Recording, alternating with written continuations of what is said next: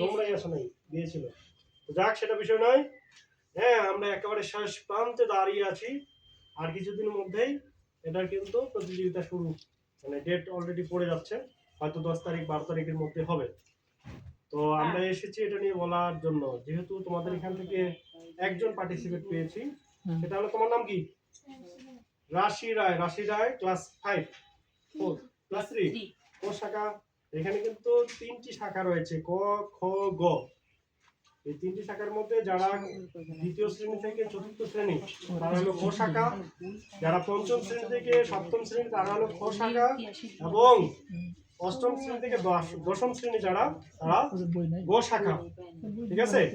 তাহলে এই 3টি শাখার মধ্যে যারা শ্রেণী বিন্যাসে তারা কিন্তু ক খ গ এ যোগ দিবে।